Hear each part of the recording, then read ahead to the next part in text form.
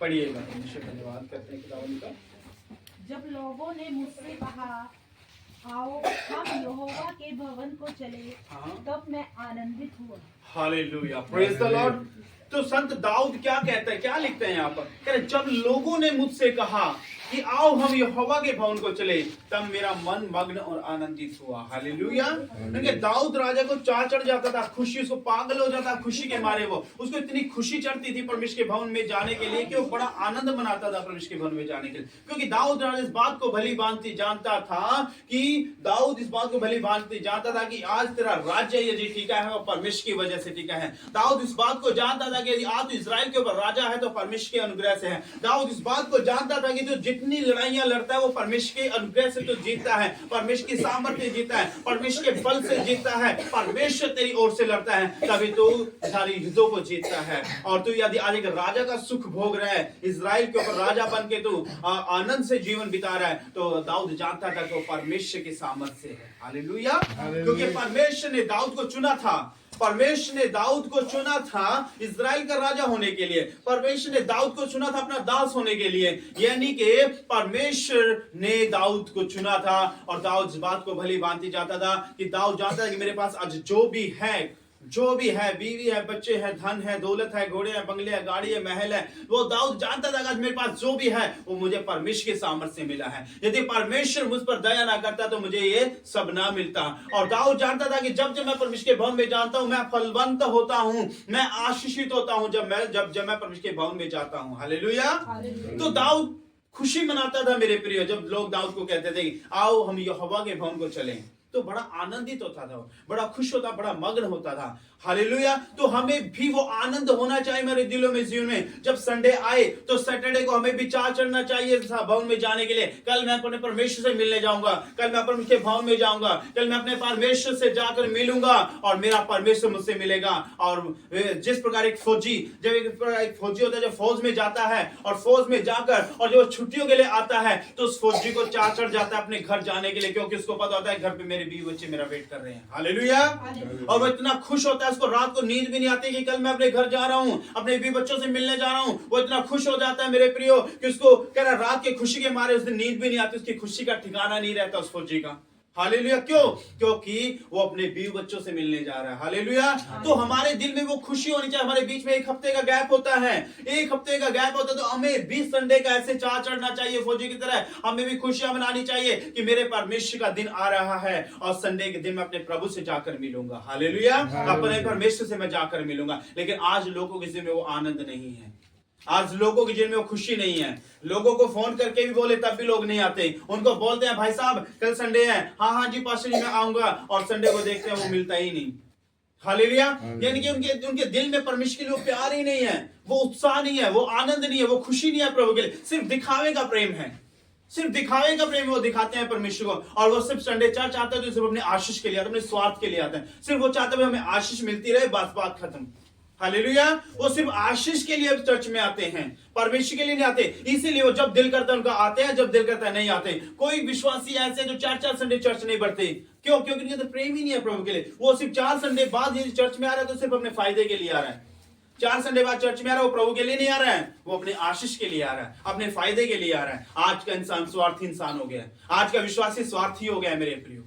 आज वो सिर्फ स्वार्थ के लिए आते हैं भवन में। वरना जो जिसके मन में परमेश्वर के लिए प्रेम है, आनंद है, वो उत्साहित है, जो बंदा परमेश्वर के लिए और परमेश्वर से मिलने के लिए एक हफ्ते बाद वो तैयार रहता है, उसके अंदर एक लगन होती है, एक भूख होती है, एक तड़प होती है, एक प्यास होती है, और उसको इतना चाह चढ़ जाता है संडे का कि जैसे शादी में चढ़ने के लिए हमें खुशी होती है, जो शादी में जाने के लिए हमें खुशियां चढ़ती है। उसी प्रकार से जिस विश्वासी के दिल में प्रभु के लिए सच्चा प्रेम है और जो प्रभु के लिए चर्च में आता है मेरे प्रियो, उसको संडे की खुशी चढ़ती है कि कब संडे आए, कब मैं भवन में जाकर अपने परमेश्वर से मिलूं। वही आनंद दाऊद के जीवन में था। हालेलुया। और दाऊद एक ऐसा राजा हुआ, एक सफल राजा हुआ।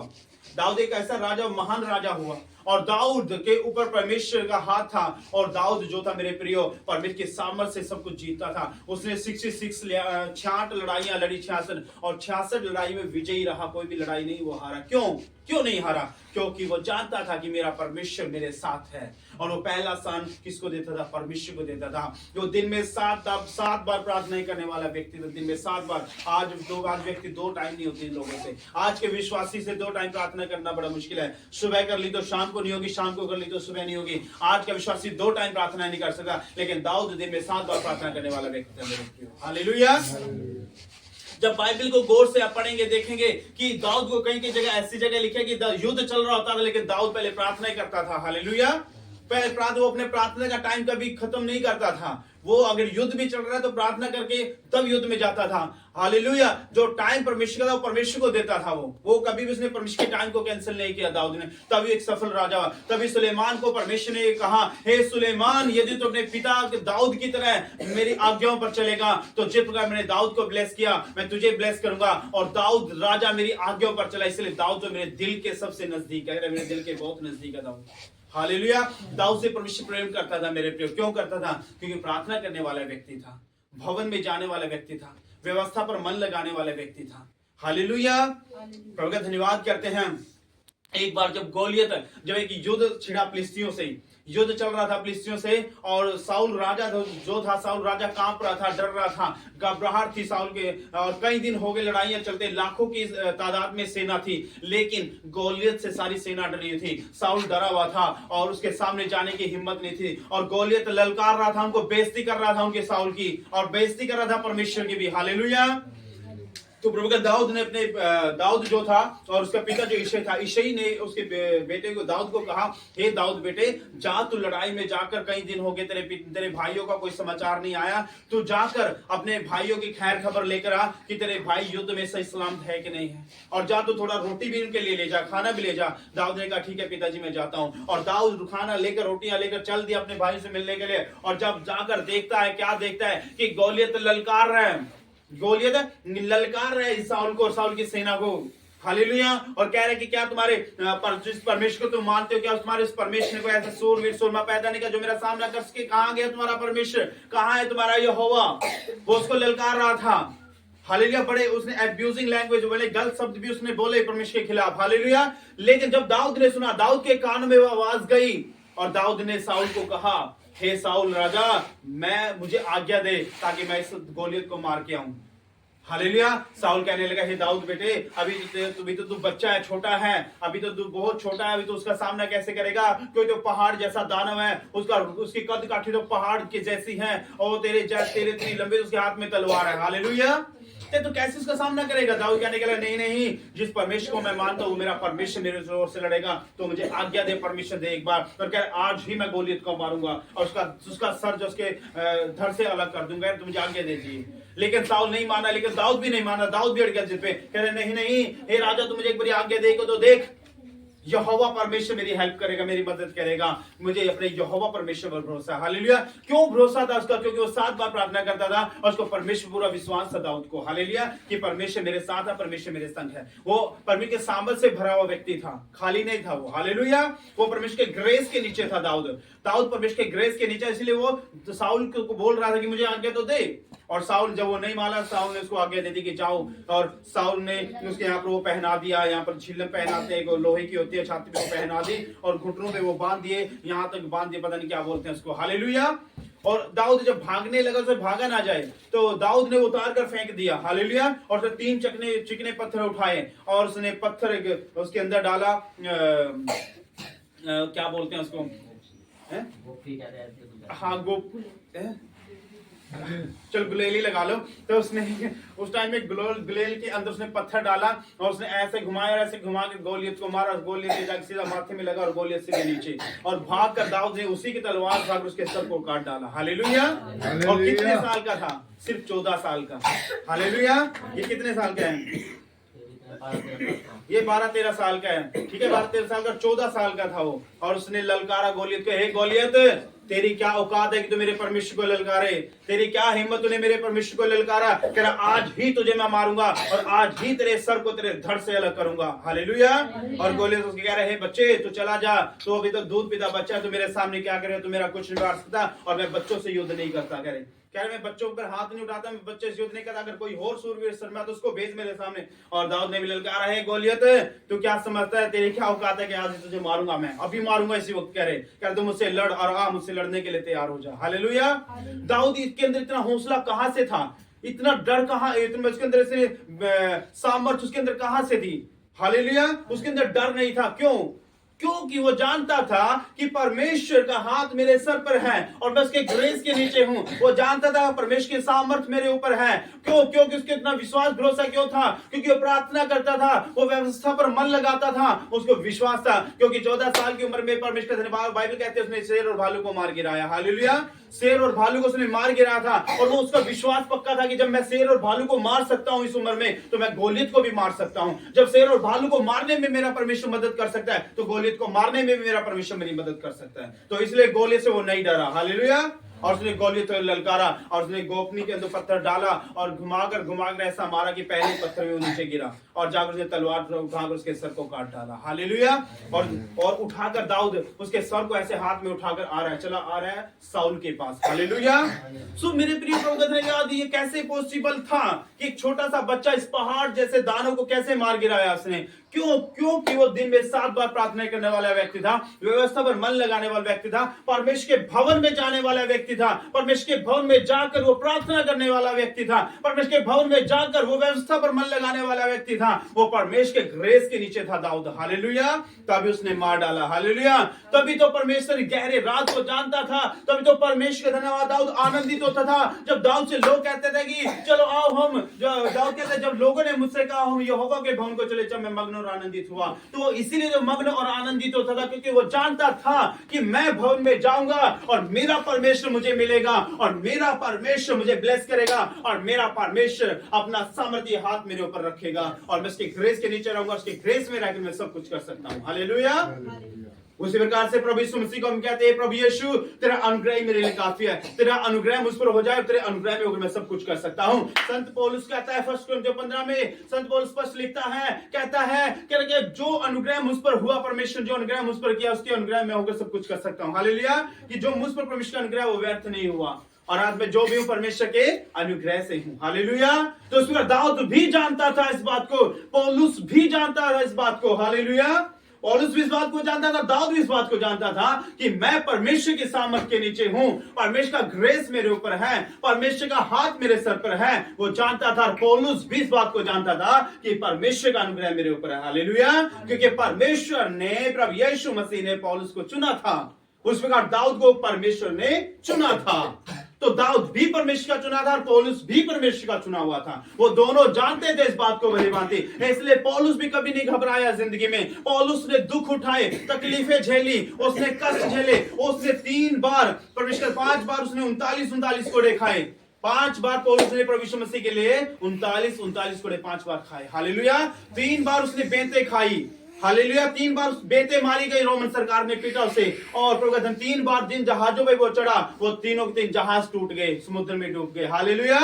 और एक बार पौलुस को रोमन सरकार ने पत्थरों से मार मार कर अधमरा कर दिया और रोमन सरकार ने सोचा कि इसके प्राण निकल चुके, मर गया है, और वो उसे छोड़कर चला गए। और बाद में उसके चेले आए और चेलों ने आकर उसे उठाकर घर लेके गए, मरहम पट्टी किया, उसका इलाज किया और साउल फिर भी नहीं घबराया मेरे प्रियो। और साउल फिर उठकर ठीक होकर साउल फिर निकल लिया परमेश्वर की महिमा के लिए। क्यों? क्योंकि जानता था साउल, इस बात को जानता था कि मेरा परमेश्वर मेरे संग है। वो जानता था कि यीशु का अनुग्रह मेरे ऊपर हुआ है और जब तक यीशु की इच्छा नहीं होगी मुझे दुनिया से कोई मार नहीं सकता और मुझे कोई मेरा कुछ बिगाड़ नहीं सकता। हाँ, मुझे जो संसार मुझे दुख दे सकता है लेकिन मेरे आत्मा को दुख नहीं दे सकता। ये मुझे टॉर्चर कर सकते हैं लेकिन मेरे आत्मा को टॉर्चर नहीं कर सकते जो परमेश्वर ने मेरे अंदर डाला है। हालेलुया।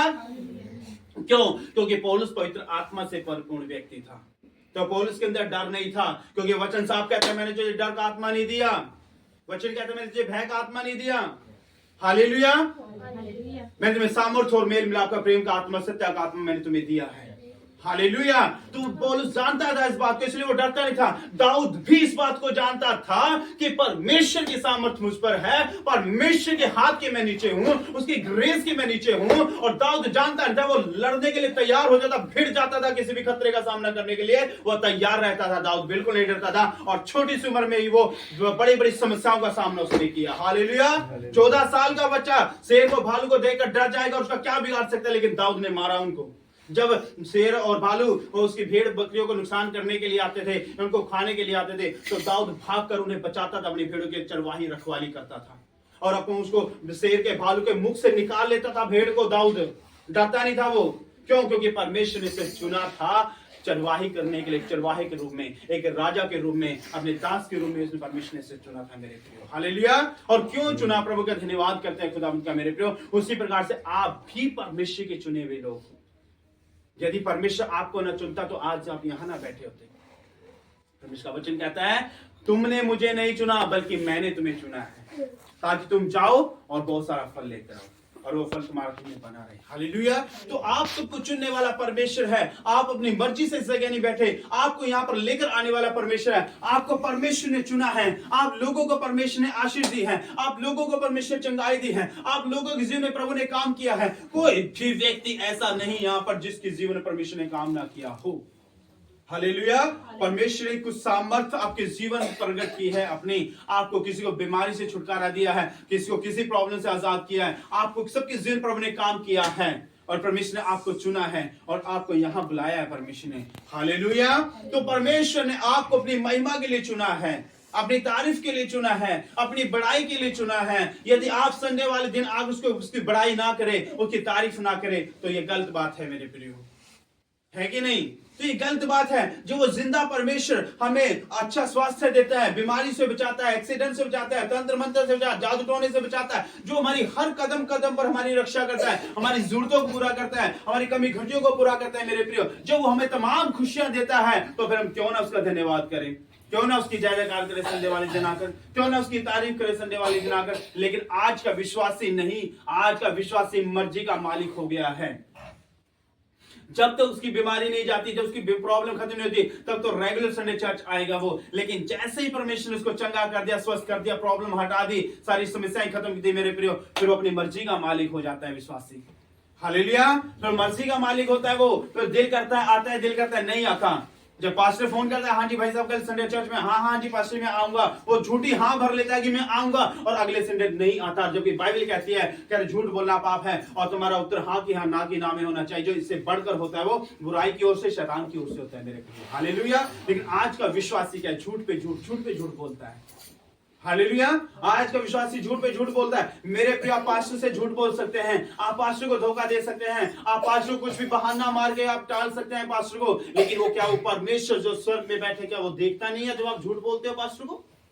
हालेलुया। क्या वो परमेश्वर नहीं देखता कि तुम बहाना मार के, झूठा बहाना मारे और घर पे बैठे हो रजाई के अंदर, घर पे बैठ के रजाई के अंदर चाय पी रहे हो, क्या वो परमेश्वर नहीं देखता? तुम संडे चर्च नहीं आ रहे, कि वो देखता नहीं है? वो देखता है मेरे प्रियो। और बहुत से लोगों का सवाल होता है कि बहुत से लोग कहते हैं पास्टर पैसे नहीं थे, वो पैसे देने वाला परमेश्वर है। आप रेगुलर उसके साथ संबंध बनाइए, रेगुलर उसके साथ चलिए, सही ढंग से उसके साथ मिलकर चलिए, आपको चर्च आने के लिए पैसा भी देगा, आपके घर को चलाने के लिए भी पैसा देगा।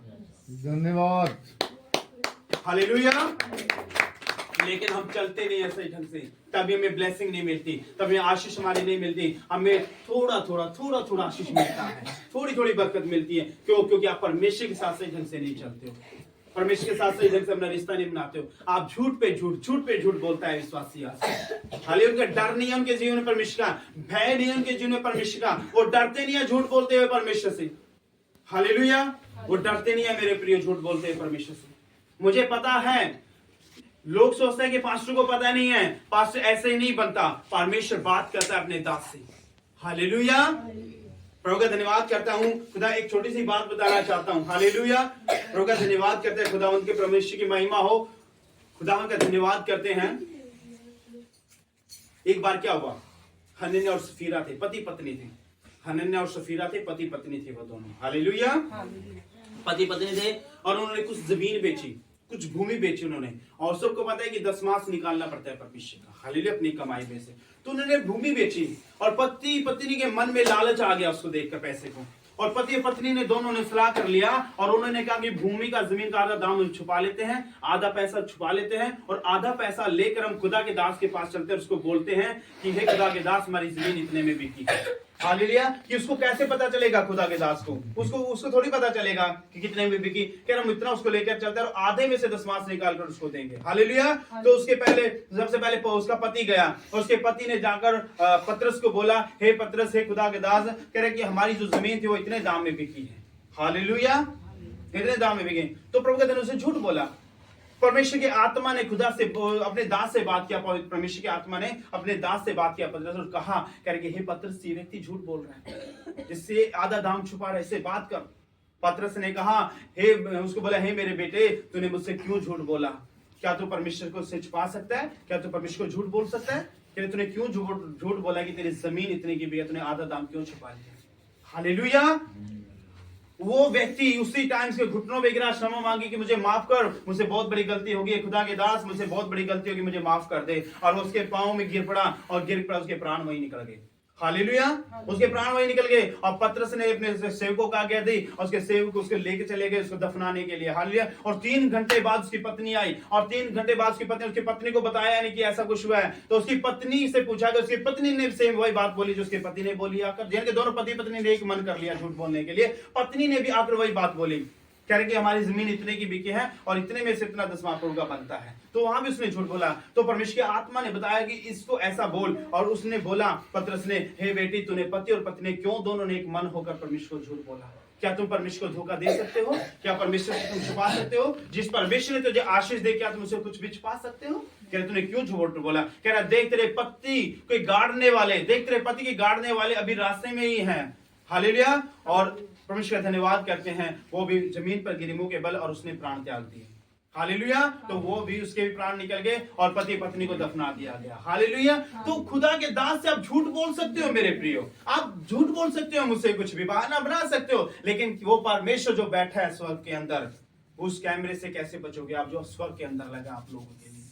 तभी लोग आज फलवंत नहीं होते। आज लोग झूठ पे झूठ, झूठ पे झूठ, झूठ पे झूठ बोलते हैं। डर नहीं है परमेश्वर का उनके अंदर, है नहीं है परमेश्वर का उनके अंदर। हालेलुया।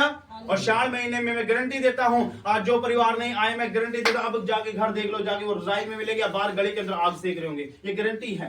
वो आग सेक रहे होंगे गली के अंदर बैठकर लोगों के बीच में, लेकिन भवन नहीं है, चर्च नहीं आते। और जब कोई बीमारी हो जाएगी, फिर फर्स्ट को फोन, पास्टर जी आ जाओ, पास्टर जी आ जाओ, वो घर पे बुलाएंगे फिर और बोल देंगे हमारी जीवन में प्रॉब्लम क्यों आ गई बार बार, क्यों ये समस्या आ जाती है बार बार। वो सवाल करते हैं आएगी क्यों नहीं, जब तुम परमेश्वर की आज्ञा को नहीं मानते, परमेश्वर के वचन को नहीं मानते, उसका डर तुम्हारे जीवन में नहीं है, तुम झूठ बोलते हुए डरते नहीं परमेश्वर से, तुम चर्च नहीं जाते हो, तुम संडे वाले दिन आग सेक रहे हो गली के अंदर बैठकर, लेकिन तुम चर्च नहीं जाते। क्या परमेश्वर देखता नहीं स्वर्ग को? स्वर्ग से वो देखता है मेरे प्रिय सब। तभी आज के विश्वासी को बरकत नहीं मिलती, आज के विश्वासी के काम नहीं बनते, आज विश्वासी के जीवन में वो आशीषें नहीं मिलती जो परमेश्वर देना चाहता है। जिस स्पीड के साथ प्रभु देना चाहता है उस स्पीड से हम ले नहीं पाते। थोड़ा थोड़ा थोड़ा जैसी नियत आप लोगों की होती है, विश्वास वैसे ही परमेश्वर आशीष देता है। जैसा बोगे वैसा काटोगे, जैसा प्रभु के साथ चलोगे फिर प्रभु फिर वैसी आशीष देता है आप लोगों को। फिर हालेलुया, वैसे आपको बरकत देगा, वैसे आप लोगों को आशीष देगा मेरे प्रियो।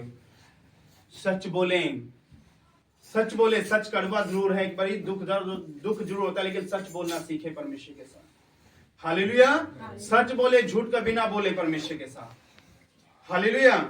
कभी भी झूठ ना बोले प्रभु के सामने मेरे प्रियो, इसके साथ ईमानदारी के साथ चले, वफादारी के साथ चले। मैं गारंटी देता हूं आशीषें आपका हिस्सा होंगी, बरकतें आपका हिस्सा होंगी, खुशियां आपका हिस्सा होंगी, आप स्वस्थ होंगे, आपके बच्चे। अभी एक वचन पढ़ा, बेटी ने पढ़ा था अभी, धर्मी जन का वंश पराक्रमी होगा, तेरा वंश पराक्रमी होगा। सीधे मन वाले लोगों की संतान क्या करेगी? सीधे मन वाले लोगों, क्या लिखा? सीधे मन वाले लोगों, नोट करो इस बात को, सीधे मन वाले लोगों की संतान आशीष पाएगी।